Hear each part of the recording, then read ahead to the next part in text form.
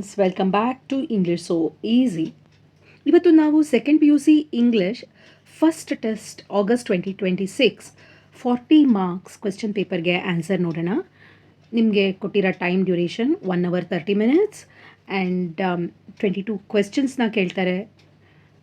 ಮತ್ತು ಇಲ್ಲಿರೋ ಇನ್ಸ್ಟ್ರಕ್ಷನ್ಸ್ನ ನೀವು ಚೆನ್ನಾಗಿ ಓದಿ ಅರ್ಥ ಮಾಡ್ಕೊಳ್ಬೇಕು. ಫಸ್ಟ್ ಆಫ್ ಆಲ್ ಇನ್ಸ್ಟ್ರಕ್ಷನ್ಸು ಏನಿದೆ ಅಂತ ನೋಡೋಣ ಬನ್ನಿ. Answer the questions in all the parts. Follow the prescribed limit while answering the question. Write the correct question numbers as they appear on the question paper. For multiple choice questions, choose the correct answer and rewrite it. ನೀವು ಆನ್ಸರ್ನ ಮತ್ತೆ ಬರೀಬೇಕಾಗುತ್ತೆ. Answers to question number 19 A to E should be at one place and in one sequence. There are internal choices in the question number 20. Answer either A or B. ಅರ್ಥ ಆಯ್ತಲ್ವಾ? ಇವಾಗ part A ನೋಡೋಣ. ಇಲ್ಲಿ 6 questions ಇದೆ and you have to answer all the 6 by choosing the right option. First question, according to Romeo Juliet could teach dash to burn bright. Options are the sun, the torches, the earth, the stars. ಇದಕ್ಕೆ ಉತ್ತರ Juliet ಯಾರಿಗೆ ಬ್ರೈಟಾಗಿ ಬೆಳಗೋದಿಕ್ಕೆ ಹೇಳ್ಕೊಡ್ತಾ ಇದ್ದಾಳೆ ಅಂತ Romeo ಹೇಳ್ತಾನೆ. The ಉತ್ತರ answer is the torches. Option B is the correct answer. Next question, which of the following statement is incorrect about the army of Monaco in 2 Deer? The options given are it was not a large army as it had only 60 men. Option B, the general was asked to get a soldier to cut the criminal's head. Option C, the general talked with the soldiers to cut the criminal's head. Option D, only one soldier agreed to cut the criminal's head in a rough and homely fashion. ಇಲ್ಲಿ ಕ್ವೆಶ್ಚನ್ನ ಸರಿಗೆ ಅರ್ಥ ಮಾಡ್ಕೊಳ್ಳಿ. Which of the following statements is incorrect ಅಂತ ಕೊಟ್ಟಿದ್ದಾರೆ. ಅಂದರೆ text ಬುಕ್ನಲ್ಲಿ ಇದು ಯಾವ ಸ್ಟೇಟ್ಮೆಂಟ್ ಇಲ್ಲ ಅಂತ ನೀವು ಹೇಳಬೇಕು. ಇದಿದೆ, ಇದಿದೆ, ಇದಿದೆ. This is the incorrect statement. That is option D, only one soldier agreed ಅಂತ ಇದೆಯಲ್ಲ ಅದು. Next question. The people of Dash forbade their rulers to make money from gaming houses in 2 Deer. ಯಾವ ದೇಶದ ಜನ ತಮ್ಮ ರಾಜರಿಗೆ ಗ್ಯಾಮ್ಲಿಂಗಿಂದ ದುಡ್ಡು ಮಾಡ್ಕೊಳ್ಬಾರ್ದು ಅಂತ ಹೇಳಿದ್ರು? Options Germany, Monaco, Italy, France. The correct answer to this question is option A, Germany. Fourth question, the souls of the children dwell in Dash according to the speaker in On Children. Options are their parents' dreams, the path of the infinite, their parents' houses, D, the house of tomorrow. The correct answer here is the souls of the children dwell in the house of tomorrow is the correct answer. Next question, who inspired Vandana Shiva to start the Earth University? ಯಾರಿಂದ ವಂದನಾ ಶಿವಗೆ Earth University start ಮಾಡೋಕ್ಕೆ inspiration ದೊರೆಯಿತು? Options Rabindranath Tagore, Cormac Cullinan, Francis Bacon, Caroline Merchant. The correct answer is option A, Rabindranath Tagore. In sunny morning Don Gonzalo told Dona Laura that he was a native of. ಯಾವುದು ತನ್ನ ಊರು ಅಂತ Don Gonzalo ಹೇಳ್ದ? Valencia, Paris, Madrid, America. The correct answer is option A, Valencia. ಈಗ 7th ಕ್ವೆಶ್ಚನ್ಗೆ ಹೋಗೋಣ. That is the grammar part. Fill in the blanks with passive form of verb given in brackets. The Eco Club organized a tree planting campaign in our college yesterday. So ಇಲ್ಲಿ ನೋಡಿ, ಓದ ತಕ್ಷಣ ನಿಮ್ಗೆ ಗೊತ್ತಾಗುತ್ತೆ yesterday ಅಂತಂದರೆ ಆಗೋಗಿರೋ ಘಟನೆ. So it should be in past tense, right? The saplings dash bring by the students in the morning. They dash plant in the college garden by the volunteers. The campaign dash praise by the lecturers and the principal. So ನಡೆದೋಗಿರೋ ಘಟನೆ ಆಗಿರೋದ್ರಿಂದ ನಾವು past ಟೆನ್ಸಲ್ಲಿ ಇದನ್ನು ಬರಿಬೇಕು. The saplings bring ಅಂತಿದೆ. So you should write were brought. Saplings ಅನ್ನೋದೇನು? Plural form ಅಲ್ವಾ? ಪ್ಲೂರಲ್ ಅದು. So you have to write were brought. ಇಲ್ಲಿ ಸ್ಟೂಡೆಂಟ್ಸ್ ಏನು ಮಿಸ್ಟೇಕ್ ಮಾಡ್ತೀರಾ ಅಂತಂದರೆ ಬ್ರಿಂಗ್ಗೆ ಬಾಟ್ ಅಂತ ಕೆಲವರು ಬರಿತೀರಾ. ನೋಡಿ ಹೇಗೆ ನೆನ್ಪಿಟ್ಕೊಳ್ಳೋದು ಅದನ್ನ ಅಂದರೆ, ಬ್ರಿಂಗಲ್ಲಿ ಆರ್ ಇದೆ ಅಲ್ವಾ? ಸೊ ಪಾಸ್ಟ್ ಟೆನ್ಸಲ್ಲಿ ಕೂಡ ಬ್ರಾಟಲ್ಲಿ ಆರ್ ಇರಬೇಕು. So it is brought. ನೀವು ಯಾಕೆ ಬಾಟ್ ಬರಿತೀರಾ ಅದು ಯಾವುದ್ರದ್ದು ಪಾಸ್ಟ್ ಟೆನ್ಸ್ ಅಂದರೆ ಬೈಗೆ ಬಾಟ್, ಬ್ರಿಂಗ್ಗೆ ಬ್ರಾಟ್. ಈ ಮಿಸ್ಟೇಕ್ ಖಂಡಿತವಾಗ್ಲೂ ಮಾಡಬೇಡಿ ಎಕ್ಸಾಮಲ್ಲಿ. They dash plant in the college ಅಂತಂದರೆ ದೇ ವರ್ ಪ್ಲ್ಯಾಂಟೆಡ್ ಅಂತ ಬರಿಬೇಕು. This is passive form. So you have to write they were planted. The campaign dash praised by the lecturers and the principal. The campaign ಅನ್ನೋದೇನು singular ಅಲ್ವಾ, campaigns ಅಂತಂದರೆ plural ಆಗಿರೋದು, ಈ campaign singular. So past form is was praised by the lecturers and the principal. Next, question number 8 ಹೋಗೋಣ. Fill in the blanks with appropriate expressions given in the bracket. After a season of crop failure, the farmer Krishna resolved to dash his failures and begins again. With perseverance, careful planning and hard work, he dashed every hardship. The next season brought timely rains and a rich harvest, inspiring the other farmers in the village. Options ಏನು ಕೊಟ್ಟಿದ್ದಾರೆ? overcame, put behind, raked in. So ಇಲ್ಲೇನಾಗುತ್ತೆ ಅಂತಂದರೆ ನೋಡಿ, the farmer Krishna resolved to, overcame ಆಗೋದಿಲ್ಲ, raked ಇನ್ ಆಗಲ್ಲ, ಪುಟ್ behind S definite ಆಗಿ ಆಗುತ್ತೆ.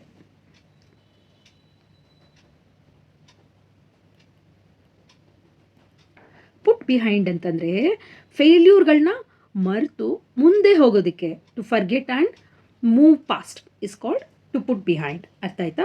With perseverance, careful planning and hard work, he dash every hardship ಅಂತಂದರೆ ಇಲ್ಲಿ ಪುಟ್ ಬಿಹೈಂಡ್ ಆಗಿದೆ. ನೆಕ್ಸ್ಟ್ ಓವರ್ಕೇಮ್ ಆಗುತ್ತೆ.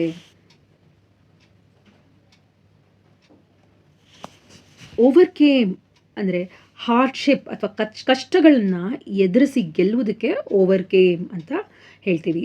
ಅಂದರೆ he succeeded in dealing with all the problems that he faced. The next season brought timely rains and a rich harvest, inspiring other farmers in the village. ಇದಾಯ್ತಲ್ವಾ? 2 blank answer ಮಾಡಿದ್ದೀರಾ ಕರೆಕ್ಟಾಗಿ. ಇಲ್ಲಿ ನಿಮಗೆ 2 marks ಸಿಗುತ್ತೆ. ಮುಂದೆ match the following ನೋಡೋಣ. Read the following paragraph and match pronouns in side A. Side ಎನಲ್ಲಿ ಏನಿದೆ? ಪ್ರನೌನ್ಸ್ ಇದೆ. With the nouns or noun phrases in side B they refer to. ಇದನ್ನು ಓದೋಣ ಪ್ಯಾರಾಗ್ರಾಫ್ನ.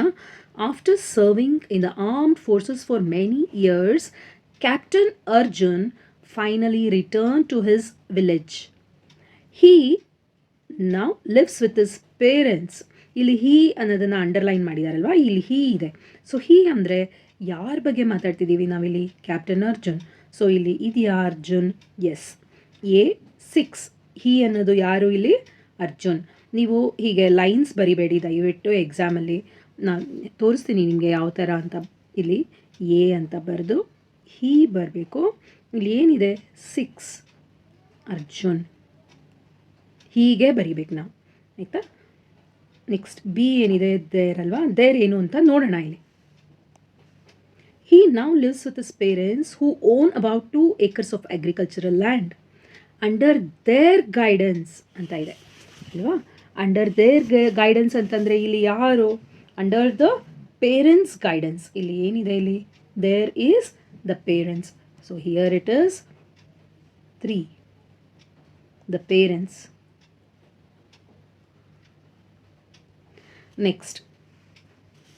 ನೆಕ್ಸ್ಟ್ ಒನ್ ಏನಿದೆ? See them. ನೋಡೋಣ them ಅನ್ನೋದೇನು ಅಂತ. Under their guidance he grows a variety of vegetables and sells them. ಹಿಂದೆ ಯಾವ ನೌನ್ ಇದೆ ನೋಡಿ ನಿಮಗೆ ಗೊತ್ತಾಗುತ್ತೆ. ಅವುಗಳನ್ನು ಮಾರ್ತಾನೆ. ಅವುಗಳು ಅಂದರೆ ಯಾವುದು? ವೆಜಿಟೇಬಲ್ಸ್. ಇಲ್ಲಿ ವೆಜಿಟೇಬಲ್ಸ್ ಎಲ್ಲಿದೆ? 5 ಅಲ್ವಾ? ಸೊ ಇಲ್ಲಿ ನನಗೆ ಜಾಗ ಸಾಕಾಗ್ತಿಲ್ಲ, ಅದಕ್ಕೆ ಹೀಗೆ ಬರಿತಿದ್ದೀನಿ. ನೀವು ನೀಟಾಗಿ ಬರಿಬೇಕು ಅಂದರೆ ಕೆಳಗೆ ಒಂದು ನಿಮ್ಮ ಪೇಪರ್ ಕರೆಕ್ಟ್ ಮಾಡೋರಿಗೆ ನಿಮ್ಮ ನೀಟ್ನೆಸ್ಸು ಮತ್ತು ಹ್ಯಾಂಡ್ ರೈಟಿಂಗ್ ನೋಡಿ ಖುಷಿ ಆಗಬೇಕು, ಆ ಥರ ಬರಿಬೇಕು ನೀವು. ಅರ್ಥ ಆಯ್ತಾ? ನೆಕ್ಸ್ಟ್ ಡಿ ಏನಿದೆ? ಹೂ ಅಂತಿದೆ ಅಲ್ವಾ? ಇಲ್ಲಿ ನೋಡೋಣ ಹೂ ಅಂದರೆ ಯಾರು ಅಂತ. In his free time he trains Young people who dream of joining the armed forces. So who ಅಂತಂದರೆ ಇದ್ರ ಹಿಂದೆ ಇರೋ ನೌನ್ ಯಾರು? ಯಾರು ಆರ್ಮ್ ಫೋರ್ಸಸ್ನ ಸೇರುವ ಕನಸು ಕಾಣೋದು? Young people. So Young people ಎಲ್ಲಿದೆ ಇಲ್ಲಿ? 2, ದ ಯಂಗ್ ಪೀಪಲ್.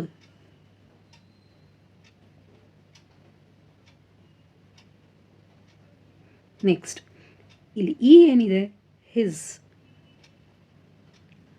ಇಲ್ಲಿ ಹಿಸ್ ಏನು ಅಂತ ನೋಡೋಣ.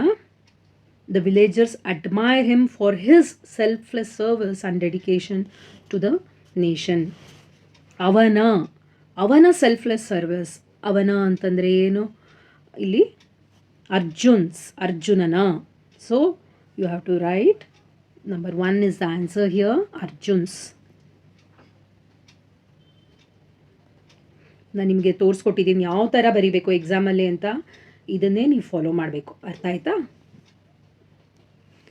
ನೆಕ್ಸ್ಟ್ 2 ಮಾರ್ಕ್ ಕ್ವೆಶ್ಚನ್ ನಾನು ಬ್ರೀಫಾಗಿ ನೋಡೋಣ. ಇಲ್ಲಿ ಪಾರ್ಟ್ ಬಿ 2 ಮಾರ್ಕ್ ಕ್ವೆಶ್ಚನ್.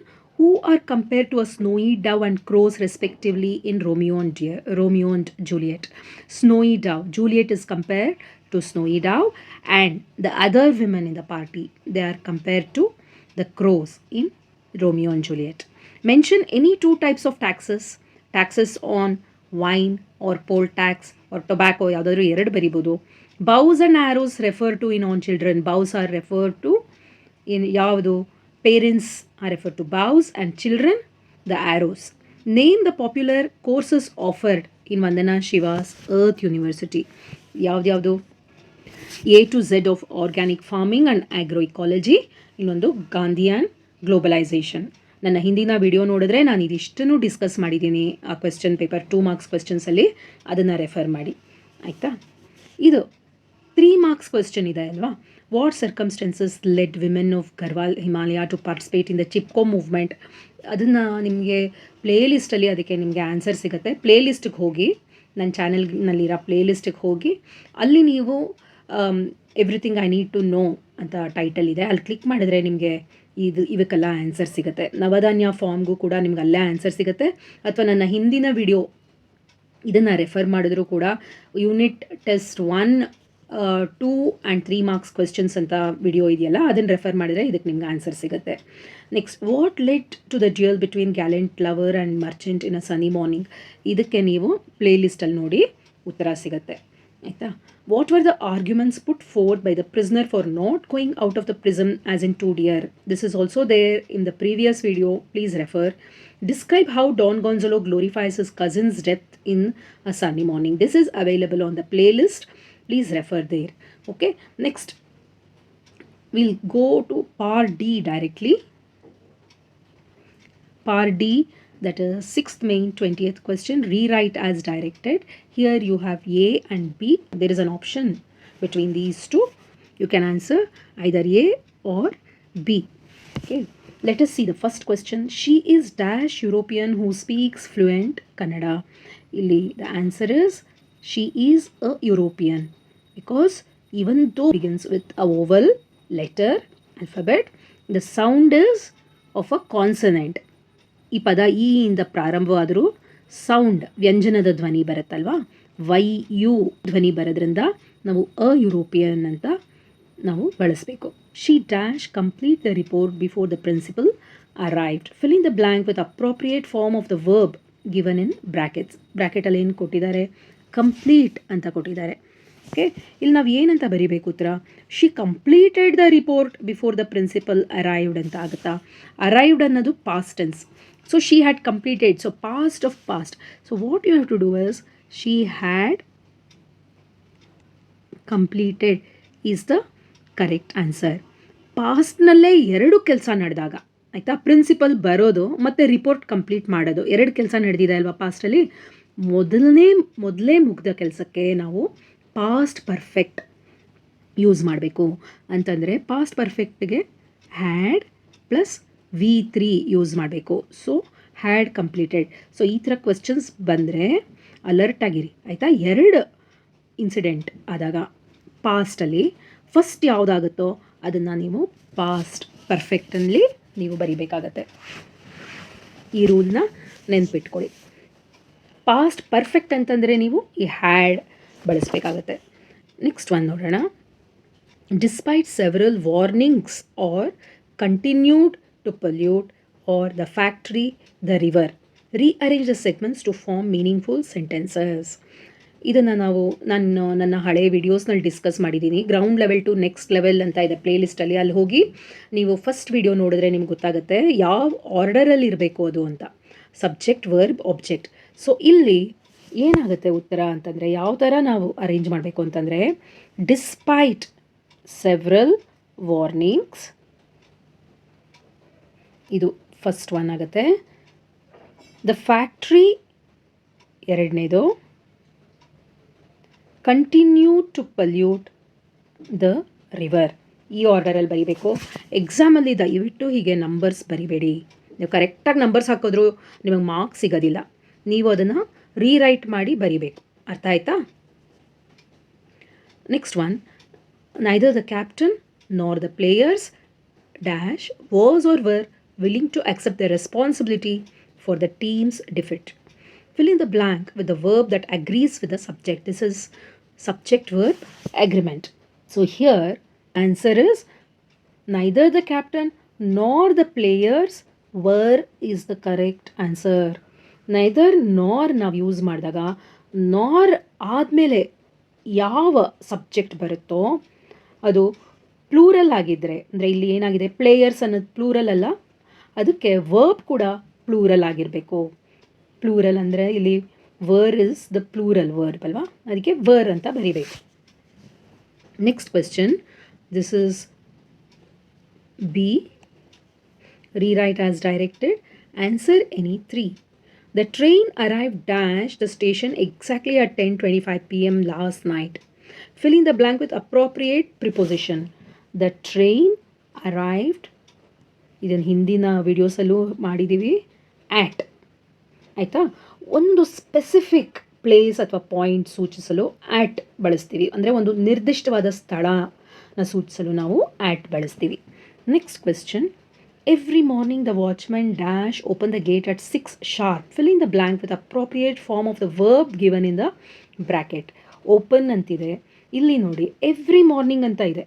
ನೀವಿಲ್ಲಿ ಓಪನ್ ಅಂತ ಅನ್ನೋದನ್ನು ಓಪನ್ಡ್ ಅಂತ ಬರೆದ್ಬಿಟ್ರೆ ಅದು ತಪ್ಪಾಗುತ್ತೆ. ಇದು ಡೈಲಿ ರೊಟೀನ್, ಅಂದರೆ ದೈನಂದಿನ ಅಭ್ಯಾಸ. ಸೊ ನಾವು ಯಾವಾಗಲೂ ಈ ಥರ ರೊಟೀನ್ ಇದ್ದಾಗ ನಾವು ಸಿಂಪಲ್ ಪ್ರೆಸೆಂಟ್ ಟೆನ್ಸ್ ಯೂಸ್ ಮಾಡಬೇಕು. ಸೊ ವಾಚ್ಮ್ಯಾನ್ ಅನ್ನೋದು ಥರ್ಡ್ ಪರ್ಸನ್ ಸಿಂಗ್ಯುಲರ್ ಅಲ್ವಾ, ಅದಕ್ಕೆ ವರ್ಬ್ಗೆ ಓಪನ್ ವರ್ಬ್ ಕೂಡ ಸಿಂಗ್ಯುಲರ್ನಲ್ಲಿರಬೇಕು. ಯಾವಾಗ ವರ್ಬ್ ಸಿಂಗ್ಯುಲರ್ ಆಗುತ್ತೆ, ಒಂದು ಎಸ್ ಹಾಕಿದಾಗ ಅಲ್ವಾ. So the watchman opens the gate at 6 sharp. Next question, not only inspired her speech but also motivated the young audience. Rearrange the segments to form meaningful sentences. The answer to this is her speech not only inspired but also motivated the young audience. Next question ನೋಡೋಣ. The introduction to the 3 novels dash provides an excellent overview of the author's writing style. Fill in the blank with the verb that agrees with the subject. This is subject verb agreement. The introduction of the 3 novels ಅಂತ ಇದೆ. ಇಲ್ಲಿ ನೀವೇನು ಮಾಡ್ತೀರಾ ಅಂತಂದರೆ, ನಾವೆಲ್ಸ್ನ ನೋಡಿಬಿಟ್ಟು ನೀವೇನು ಮಾಡ್ತೀರಾ, plural form ಯಾವುದು ವರ್ಬ್ದು ಇಲ್ಲಿ provide. So you will write provide. So that is not the correct answer. ಇಲ್ಲಿ ಮುಖ್ಯವಾದ ಸಬ್ಜೆಕ್ಟ್ ನಾವೆಲ್ಸ್ ಅಲ್ಲ, ಇಲ್ಲಿ the introduction, that is the subject and it is singular. So here the singular form is, the singular verb is provides. ಗೊತ್ತಾಯ್ತಲ್ವಾ? ಹೀಗೆ 2 subject ಇದ್ದಾಗ ನಾವು main subject ಯಾವುದು ಅಂತ ನೋಡಬೇಕು. ಇಲ್ಲಿ we are talking about the introduction. So ಅದು singular ಆಗಿರೋದ್ರಿಂದ ನಾವು ವರ್ಬ್ ಕೂಡ ಸಿಂಗ್ಯುಲರ್ ಆಗಿ ಇರಬೇಕು. ವರ್ಬ್ ಸಿಂಗ್ಯುಲರ್ ಆಗಿರಬೇಕು ಅಂತಂದರೆ ಅದಕ್ಕೆ ಎಸ್ ಆ್ಯಡ್ ಆಗಿರುತ್ತಲ್ವ. So this is singular verb. Next question, rewrite as directed. Answer any one. First one, the students submitted the project yesterday. Frame a question so that the underlined word becomes the answer. ಅಂದರೆ ಇದು yesterday, this is WH question. WH questions ಯಾವುದು? Who, what, when, why, where and one how ಅಲ್ವಾ. ಇಲ್ಲಿ ಯಾವಾಗ ಅಂತಂದರೆ students ಪ್ರಾಜೆಕ್ಟ್ನ ನೆನ್ನೆ submit ಮಾಡಿದ್ರು ನೆನ್ನೆ ಅನ್ನೋದು ಅಂಡರ್ಲೈನ್ ಮಾಡಿದ್ದಾರೆ. ಸೊ ಯಾವಾಗ ಅನ್ನೋದಕ್ಕೆ ಏನು ಪ್ರಶ್ನೆ ಹಾಕ್ತೀರಾ? ವೆನ್ ಅಲ್ವಾ? So here the answer is when did the students ನೀವು ಸಬ್ಮಿಟೆಡ್ ಅನ್ನ ಏನು ಮಾಡಬೇಕು? ಸಬ್ಮಿಟ್ ಅಂತ ಮಾಡಬೇಕು. ಇಲ್ಲಿ ಡಿಟ್ ಬಂದಿರೋದ್ರಿಂದ ಇದು ಕೂಡ ನೀವು ಪಾಸ್ಟ್ ಟೆನ್ಸಲ್ಲಿ ಸಬ್ಮಿಟೆಡ್ ಬಾರಿಬಾರ್ದು. When did the students submit ಅಂತ ಆಗುತ್ತೆ. ಸಬ್ಮಿಟ್ ಇಲ್ಲಿ ಏನಿದೆಯೋ ಅದು ಸಬ್ಮಿಟ್ ದ ಪ್ರಾಜೆಕ್ಟ್. ಒಂದು ಕ್ವೆಶ್ಚನ್ ಮಾರ್ಕ್ ಹಾಕೋಕ್ಕೆ ಮರಿಬೇಡಿ. ಓಕೆ, ಇಲ್ಲಿ 2 ಮಿಸ್ಟೇಕ್ ನೀವು ಮಾಡ್ತೀರಾ, ಇದನ್ನು ಅವಾಯ್ಡ್ ಮಾಡಿ. ಇದರಲ್ಲಿ ನಿಮಗೆ ಫುಲ್ ಮಾರ್ಕ್ಸ್ ಬರುತ್ತೆ. ಒಂದು ಇಲ್ಲಿ ಡಿಡ್ ಅಂತ ಹಾಕಿದಾಗ ಇದನ್ನು ಈ ವರ್ಬ್ನ ಇದನ್ನು ಹೀಗೆ ಇಟ್ಕೊಳ್ಳಿ, ಪಾಸ್ಟ್ ಟೆನ್ಸ್ ಮಾಡಬೇಡಿ. ಸಬ್ಮಿಟೆಡ್ ಏನಾಗುತ್ತೆ? ಸಬ್ಮಿಟ್ ಆಗುತ್ತೆ. ಆಮೇಲೆ ಕಡೆಯಲ್ಲಿ ಕ್ವೆಶ್ಚನ್ ಮಾರ್ಕ್ ಹಾಕೋದನ್ನು ಮರಿಬೇಡಿ. Next question.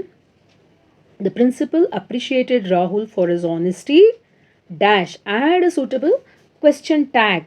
Question tag ಅಲ್ಲಿ ನಾವು ಒಂದು ಕಾಮ ಹಾಕೋದನ್ನು ಮರಿಬಾರ್ದು. ಆಮೇಲೆ ಕ್ವೆಶ್ಚನ್ ಮಾರ್ಕ್ ಹಾಕೋದಕ್ಕೆ ಮರಿಬಾರ್ದು ಅಲ್ವಾ? This is a positive statement. So ಇದು ಸಕಾರಾತ್ಮಕವಾದ ಸ್ಟೇಟ್ಮೆಂಟ್. ಅದಕ್ಕೆ ನಾವು ಇದಕ್ಕೆ ನೆಗೆಟಿವ್ ಟ್ಯಾಗ್ ಹಾಕಬೇಕು. ಡಿಡೆಂಟ್ ಹಿ ಕ್ವೆಶ್ಚನ್ ಮಾರ್ಕ್ ಅಲ್ವಾ?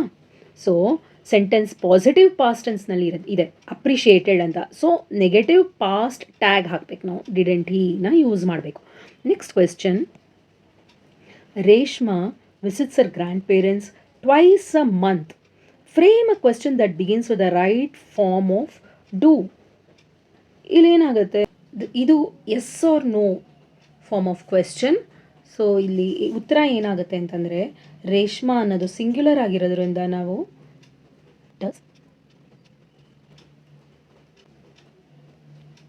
ವಿಸಿಟ್ಸ್ ಅನ್ನೋದು ಏನಾಗುತ್ತೆ? ವಿಸಿಟ್ ಆಗುತ್ತೆ. ವಿಸಿಟ್ ಹರ್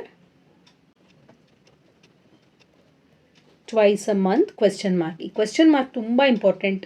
ನೀವು ಫುಲ್ ಸ್ಟೇಟ್ಮೆಂಟ್ ಕರೆಕ್ಟಾಗಿ ಬರೆದು ಕ್ವೆಶ್ಚನ್ ಮಾರ್ಕ್ ಹಾಕಲಿಲ್ಲ ಅಂತಂದರೆ this will be wrong. Question mark ಹಾಕಿದ್ರೇ ಇದು ಕರೆಕ್ಟ್ ಆನ್ಸರ್ ಆಗೋದು. Next, rectify the errors in any one of the following sentences and rewrite it. This is very important. ಇಲ್ಲಿ ನಾನು ಜಾಗ ಇಲ್ಲ, ಅದಕ್ಕೆ ಫುಲ್ ರೀರೈಟ್ ಮಾಡೋಕ್ಕಾಗೋದಿಲ್ಲ. ನಾನು ಬರೀ ಎರರ್ಸ್ನ ಹೈಲೈಟ್ ಮಾಡಿ ನಾನು ಅದು ಕರೆಕ್ಟ್ ಆನ್ಸರ್ ಬರಿತೀನಿ. ಆದರೆ ನೀವು ಎಕ್ಸಾಮ್ನಲ್ಲಿ ಪೂರ್ತಿ ಸರಿಯಾದ ಸ್ಟೇಟ್ಮೆಂಟ್ನ ಬರಿಬೇಕಾಗತ್ತೆ.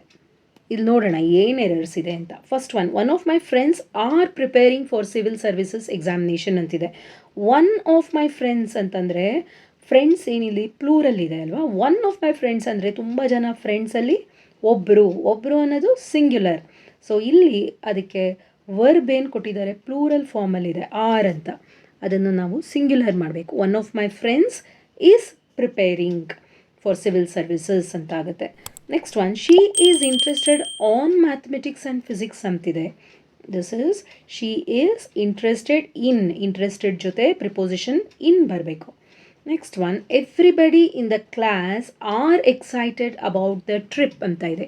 ಇಲ್ಲಿ ಎವ್ರಿಬಡಿ ಅಂತ ಇರೋದ್ರಿಂದ ಇಲ್ಲಿ ಆರ್ ಎಕ್ಸೈಟೆಡ್ ಅನ್ನೋದು ತಪ್ಪಾಗುತ್ತೆ. ಇಲ್ಲಿ ಎವ್ರಿಬಡಿ ಅನ್ನೋದು indefinite singular pronoun. So are ಬದಲು ನಾವು ಈಸ್ ಬಳಸಬೇಕು. So with this we come to the end of this question paper. ನಿಮ್ಗೇನಾದರೂ ಡೌಟ್ಸ್ ಇದ್ದರೆ ನಮಗೆ ಕಮೆಂಟ್ ಸೆಕ್ಷನ್ನಲ್ಲಿ ತಿಳಿಸಿ.